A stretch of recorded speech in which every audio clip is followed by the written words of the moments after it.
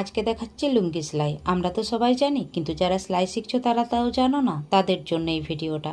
তো দেখো, লুঙ্গিটা প্রথমে সোজা উল্টা দেখে নেবে, তবে যেদিকে লেবেলগুলো থাকবে সেটাই হচ্ছে সোজা দিক। এবার লুঙ্গিটা দেখে নিতে হবে সমান আছে কিনা। যদি সমান না থাকে তাহলে সমান করে একটু কেটে নেবে, না কাটলে কিন্তু যখন নিচে দিকে জয়েন্ট করবে ছোট বড় হয়ে যাবে, সেটা কিন্তু একদম ভালো লাগবে না দেখতে। এবার দেখো, দুটো পাটকে একসাথে নিয়ে আমি এইভাবে সেলাই করে নিচ্ছি। তো দেখো, লুঙ্গি সেলাই কিন্তু 2-3 ধরনের আছে, তবে আমি এইটা দেখালাম, আবার অন্য দিন আরেক রকমের দেখিয়ে দেব।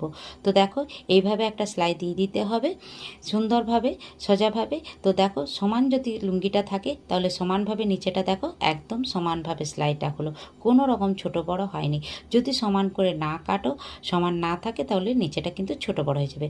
এবার দেখো, এই দুটো যে পার্ট জয়েন করলাম, এবার এইভাবে উল্টিয়ে দিলাম এইদিকে, তারপরে আবার আর একটা সেলাই দিয়ে দিচ্ছি। তবে দেখো, নিচের পার্টটা কিন্তু একটু টান মেরে সেলাই করতে হবে, তলাতে যেমন কোনো রকম কাপড় দাবা না পড়ে, নাহলে কুচ পড়ে যাবে, দেখতে সেটা ভালো লাগবে না।